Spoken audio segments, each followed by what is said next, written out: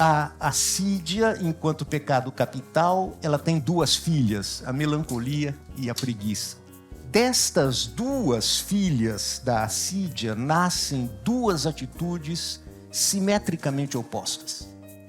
Temos, de um lado, a inércia, a vagabundagem, a improdutividade, isto é, aquilo que para uma sociedade mercantil como a nossa, que valoriza sobretudo como virtude a produtividade, é alguma coisa intolerável. Mas, por outro lado, nós também temos com a assídia uma espécie de aversão e de repugnância, um estado afetivo extremamente negativo, que se coloca como uma espécie de fastio daquele que é acometido desse sentimento, por uma espécie de percepção do absurdo da nossa existência, isto é, com uma profunda insatisfação pela falta de sentido de qualquer ação e, em geral, pela falta de sentido da nossa vida enquanto tal. Meu nome é Neida Maria de Souza, eu sou professora titular de Teoria da Literatura da Faculdade de Letras da Universidade Federal de Minas Gerais e tenho trabalhado com a obra do Mário de Andrade há muito tempo e defendi uma tese sobre Macunaíma. E hoje eu convidei o meu amigo Frederico Barbosa para, juntamente comigo, a gente colocar mais ou menos os pingos nos is sobre um dos pecados capitais, que é a preguiça.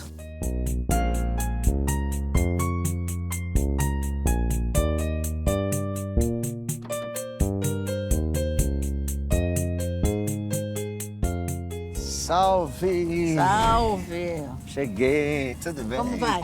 Tudo bem, né? Tudo bom, e você? Que bom Tudo te certinho? ver, né? Depois de muito tempo. Pois é, eu adoro suas obras. Mas a oportunidade de falar com você para mim é muito significativa porque eu sou um fã total do seu livro, A Pedra Mágica do Discurso. Eu agradeço. Acho que é um dos 3 pilares para mim dos livros críticos sobre Macunaíma. Tem uma coisa que sempre me intrigou.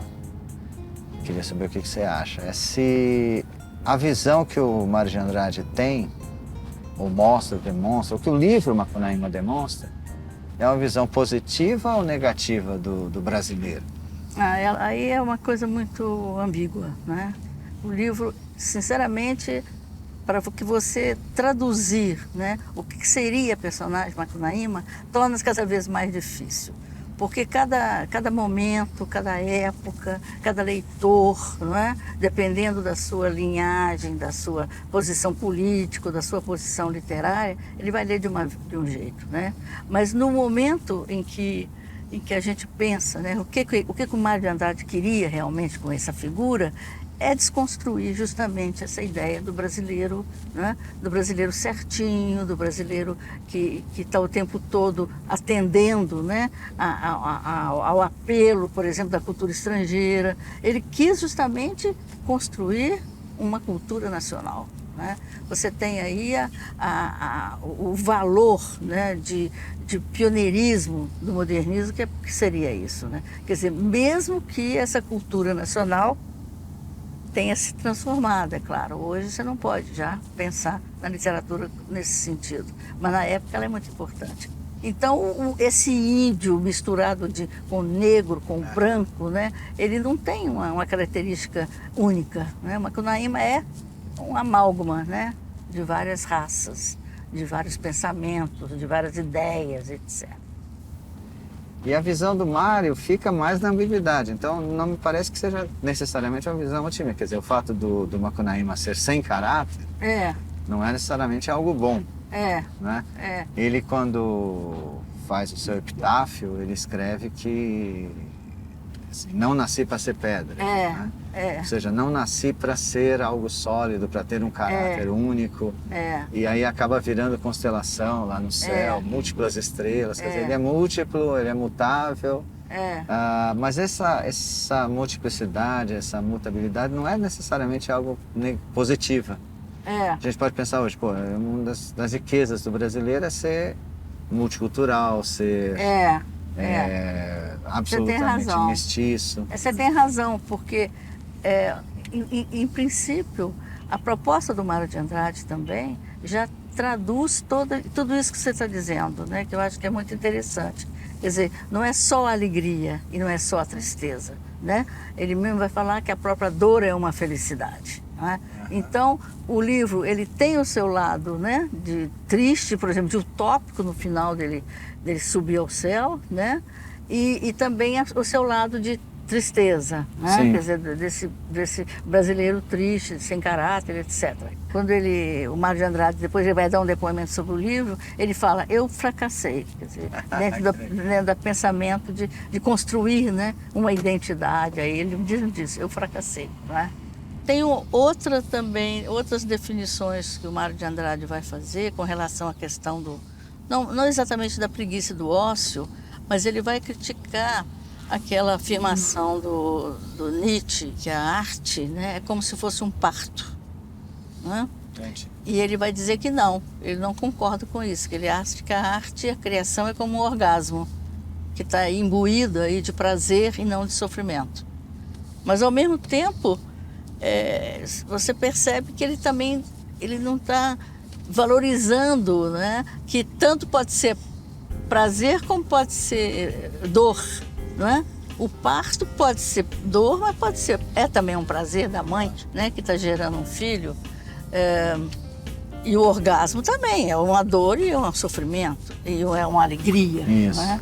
Então são posições assim que ele poderia ter modalizado um pouco mais, né? Para que ficasse bem mais esclarecido. Mas tudo bem, eu acho que a contradição é a mola, né, da criação. Se eruditos se envergonham do ócio, isso é, por certo, um sinal dos tempos. Mas há algo de nobre no ócio e no lazer. Se o ócio é realmente o começo de todos os vícios, então ao menos ele está bem próximo de todas as virtudes. O ocioso é sempre um homem melhor do que o ativo. Mas não pensem que ao falar do ócio e do lazer, eu estou me referindo a vocês, seus preguiçosos. Engraçado que as pessoas falam muito da casinha do Mário, como se fosse uma casa de pobre, né? Como mudou hoje em dia, né? As pessoas moram em espaços muito menores. É uma casa muito bonita, não é? Bacana. Acho legal aqui que o Calil aproveitou, né? Esses espaços, né? Muito bonito. Para fazer a exposição aqui sobre a vida dele. Você sabia que ele que desenhava, né, os móveis? Essas estantes todas? Os estantes. Legal, ele que desenhava. O piano, não é? Importante que ele era professor de música, né? De música, assim que ele vivia. Não é? E eu acho bem interessante também, aqui, nessa sala aqui, tem a foto do grupo da semana de 22. Da semana de 22. Eu trouxe meus alunos aqui da escola. Sei. E a primeira coisa que eles observaram, que é interessante, é que não tem nenhuma mulher, né? Não, Só tem homem. Nos dias de hoje, porque a Tarsila estava em Paris, né? Então. Por isso que ela não está aí também. A publicação de Macunaíma coincide, né, em 1928, com a publicação do livro do Paulo Prado, né, que é o Retrato do Brasil, né? E é interessante porque nessa época que todo mundo estava querendo, né, mostrar e escrever sobre o retrato do Brasil. E é interessante, né, que a visão do Retrato do Brasil do brasileiro é uma visão muito crítica, né? E é uma visão, para mim, para mim não, quer dizer, os estudiosos todos consideram uma visão mais pessimista, não é? Isso. Aquela questão que eu te falei, do patriotismo fofo, né, da leis com parolas, preguiça, e que o Mário de Andrade vai retomar também, né, esse tema, mas que ele vai ter eu acho que vai ter uma luminosidade muito maior, uma alegria muito maior com o Macunaíma, né? Porque o ai que preguiça, há quem diga, inclusive, que o ai que em tupi significa preguiça, está repetindo 2 vezes a palavra preguiça, que ele saberia disso, o Mário. E principalmente o ai que preguiça virou um bordão que não é só triste, né? É também um ai que preguiça até elogioso, né? Elogioso também. Será que a preguiça para o Mário era um pecado capital ou uma virtude? Não, de jeito nenhum. De jeito nenhum? De jeito nenhum. Um pecado? Não, acho que não. Nem virtude? Não, eu acho que era uma virtude. Ah, que legal. Então o Dorival Caymmi ia gostar. Ia gostar, o Dorival Caymmi,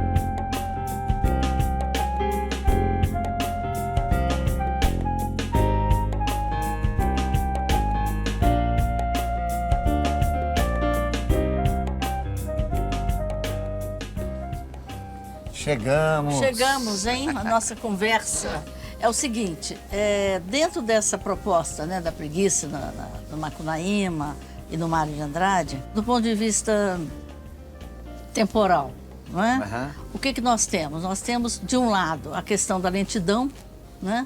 E do outro, a rapidez. Legal. Quer dizer, aí você teria aí um jogo aí de oposições, né? E que, por exemplo, nos nossos dias, né, a gente... Gostaria de beber alguma coisa? Café expresso. Sim. Eu quero um café com leite grande, por favor. Fique à vontade. Obrigado. Obrigada. Então você teria aí essa dupla, não é? Nos tempos atuais, por exemplo, nós estamos convivendo o tempo todo, né, com a velocidade, na velocidade da internet, a velocidade da informática, e muitas vezes essa lentidão ela vai sendo prejudicada por isso, não é? Do ponto de vista espacial, né? Nós temos também a questão da preguiça, né? Quer dizer, quem seria o preguiçoso, o brasileiro preguiçoso, por exemplo? Seria aquele que mora nos lugares quentes, né? Nos lugares mais diferentes dos lugares temperados, dos lugares mais frios, né? Quer dizer, tudo isso faz parte de uma certa ideologia, né? Com relação Sim, claro. essa divisão entre, né, preguiça, por exemplo, e trabalho, né? E do ponto de vista social, né, o que seria o preguiçoso, por exemplo, né? Ele teria uma versatilidade maior com o corpo, não é? Você tem aí o malandro, que não teria muito esse corpo rígido, né, do trabalho, mas é um trabalho diferente, né, que é um trabalho, é a ginga do brasileiro. Né? É engraçado que quando você falou de espaço, que existe uma associação normalmente da preguiça com os climas mais quentes, né? Logo, a associação à preguiça, à Bahia, ao Nordeste. Quando se sabe pelos dados concretos, apurados estatisticamente, que, por exemplo, na Bahia é o estado em que mais se trabalha no Brasil. Sim. Né? Sim. Ou seja, as histórias de que baiano é preguiçoso é uma balela. Né? Mas tem uma coisa que eu achei interessante, você falou o tempo mais lento. E com relação ao espaço, eu fiquei pensando nas teorias do Rudolf Laban, que é um estudioso do movimento, que falava de dois tipos de movimento, o movimento direto e o movimento sinuoso. E que, na verdade, a preguiça está muito associada a esse movimento sinuoso, como você falou depois. Né? Quer dizer, a preguiça está associada à lentidão, a uma certa sinuosidade de movimentação, né? Quase como se você tivesse com o corpo largado, né? E não aquela rígido, prontidão da reta, da rigidez. E que participa muito do ramo das artes, né? Isso. Você tem o dançarino, não é? Você tem o cantor, né? Você tem o Caetano Veloso, né? Que trabalha com a ideia do jeito de corpo, não é? Quer dizer, esse jeito que vai levar a uma uma função do malandro, né? Também. Mas você sabe o que eu acho uma coisa curiosa também? Que a gente estava até falando no carro sobre a distinção entre ócio e preguiça, né? Eu acho que uma das coisas que a gente pode pensar é que o ócio tende a ser visto como algo positivo hoje em dia. Quer dizer, o ócio é o contrário do negócio, que é a negação do ócio. Então, o que seria o ócio? Você não está preocupado em fazer, não está estressado, você curtir esse momento, tá aqui, por exemplo, tomando um café tranquilo, sem estar preocupado com outras coisas, né? O ócio, a gente poderia pensar como uma postura, né, relaxada e tranquila. Enquanto a preguiça tem um outro elemento que atrapalha um pouquinho, né, que é um elemento de uma certa melancolia. Poderia até associar, quem sabe, a depressão, mas a certa falta de vontade. Não, né, estou satisfeito aqui, não preciso mais nada, estou tranquilo aqui na rede, sossegado. A gente poderia falar que... E a preguiça, muitas vezes, no sentido de você ter que fazer algo, né? E não conseguir fazer ou não fazer isso porque está com preguiça. É aquela coisa do Fernando Pessoa. Não sei se você conhece o poema do Fernando Pessoa que fala liberdade, que é muito legal. Que é, ai, que prazer ter um livro para ler e não o fazer, né? Ai, que prazer não cumprir um dever. Então, a preguiça, muitas vezes, está associado a não cumprir um dever. Mas mesmo não cumprir um dever, quer dizer, você lembrou bem, o famoso livro do Bartleby, né? Que eu prefiro não fazer. I rather not. O copista lá que o patrão dele manda ele fazer, né? Fazer as copas, fazer o trabalho todo lá do escrivão, e ele fala, prefiro não fazer. Quer dizer, isso é interessante. Então, mas no Bartleby não é preguiça. Não, pois é. É uma postura não, isso que eu estou dizendo. Não quer fazer. Pois é, mas acontece que sem você pensar numa interpretação moralista, porque eu acho que a gente tem que abandonar uma interpretação moralista da preguiça, por exemplo, né? Você tem aí uma posição da personagem, né, que no fundo, é uma negação, mas que significa uma afirmação. Sim. Não é? É o afirmar-se. O afirmar-se pelo não. Né? Agora, no caso, por exemplo, do Macunaíma, né, é uma preguiça, que eu diria uma preguiça sem depressão, sem melancolia, não é? É uma preguiça que é justamente de uma pessoa que não está nem aí para o resultado dos seus atos. Né? É um gesto completamente inconsequente. Não é? E essa ele fala o tempo todo, né? Eu menti, né?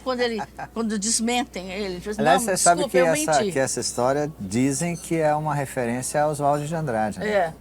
Que o Oswald estaria discutindo com um grupo de pessoas. E o Oswald dizia que o Villa-Lobos era tão grande ou maior músico do que Debussy. E falaram que absurdo, não sei o quê, e ele teria dito. Mas foi o Mário de Andrade que falou. E aí todo mundo ficou quieto, porque o Mário de Andrade era grande autoridade em música. E depois foram perguntar para o Mário, você falou que o Villa-Lobos era maior que o Debussy? Ele falou, não, que absurdo, quem falou isso? O Oswald falou. Aí ele foi falar com o Oswald e perguntou, Oswald, você falou isso? O Oswald falou, eu menti. Aí teria colocado que é um pouco Macunaíma, né? Macunaíma, né? Mas é também curioso ver que a personagem Macunaíma, ela é completamente desprovida de alguma moralidade, não só da personagem, como também da interpretação que a gente poderia dar a essa personagem, né? E, por exemplo, ele nasce e fica 7 anos sem falar, né? E quando toma lá um chá de chocalho, né, que o pajé vai dar para ele, a primeira frase que ele diz é ai, que preguiça, né? E aí, essa ai, que preguiça... Não, aí pergunta, por que você não falou nada? Ele falou, por quê? Ele responde, ninguém perguntou nada. Ninguém perguntou nada, Então, essa frase, ela vai acompanhando como um refrão, não é? O livro inteiro, né? Esse ai, que preguiça... e é interessante porque o sentido da frase, de tão repetida que ela vai perdendo a sua dimensão, né? É pela exaustão da preguiça, não é? que a frase vai perdendo também o sentido, que seja moralista ou seja o que for. Então a gente poderia falar de uma preguiça criativa, né? Não só do ócio criativo, mas uma preguiça criativa, que você... ele fala, inclusive no começo, que mesmo quando criança, ele fica lá vendo... De vez em quando ele tirava a cabeça de uma formiga, né? Trabalhar que é bom, ele não quer. Não, né? As pessoas trabalham, ele olha e tenta fugir do trabalho, fazer com que trabalhem por ele. Né? Mas aí, enquanto ele está nisso, ele está maquinando uma série de coisas, está inventando. Mentindo, né? O tempo todo, não é? Ficcionando, né? Mentindo não, né? É um fabulista, né? Ele é um verdadeiro fabulista. Exatamente. Né? E isso é algo que também, não só tem aquele traço da preguiça negativa, digamos, o traço negativo da preguiça de você não querer nada, ele quer, na verdade, ele fica, a cabeça dele fica o tempo inteiro funcionando, né? E é interessante porque muitas vezes na contemporaneidade, no dia a dia, a gente está vendo muito a questão da preguiça surgir quase como sinônimo de depressão. Né? Não quero fazer que eu estou com preguiça, realmente. Que eu não estou com vontade. E essa não vontade, né? Isso você tem razão.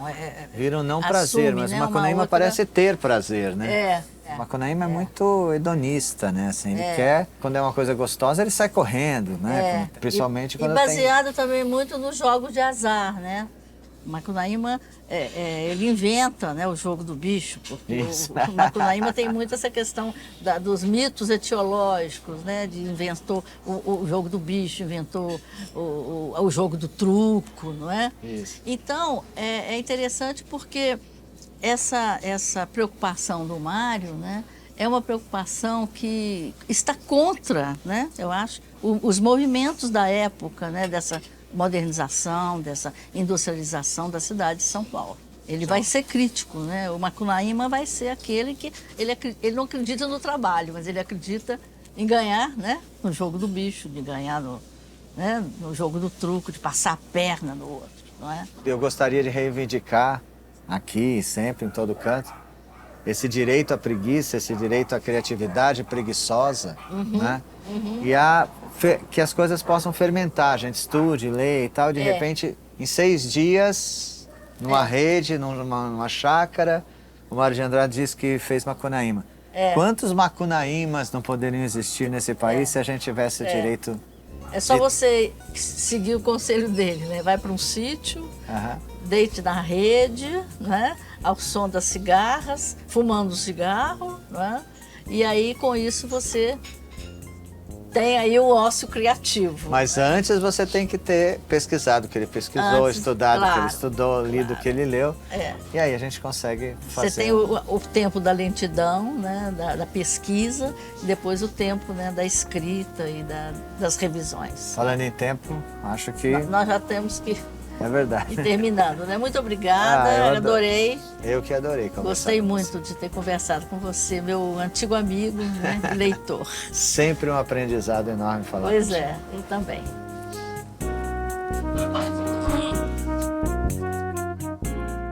Ora, é justamente esse estado aversivo, aparentado com a preguiça, mas por outro lado é diferente dela, que vai gerar alguma coisa totalmente diferente da indolência, da inação, da lassidão, que é justamente esse nosso ativismo, essa necessidade de uma atividade febril e incessante, justamente para vencer essa repugnância perante uma espécie de sentimento esmagador da miséria das nossas vidas. Sendo assim, a assídia remete tanto à famigerada preguiça, que, como nós sabemos, é a oficina do diabo, quanto também a necessidade premente de entorpecimento para o mal causado pela ferida da existência. Por essas duas razões, ela se impôs à consciência religiosa cristã e à moralidade ocidental em geral, justamente como um vício cardinal ou um pecado capital.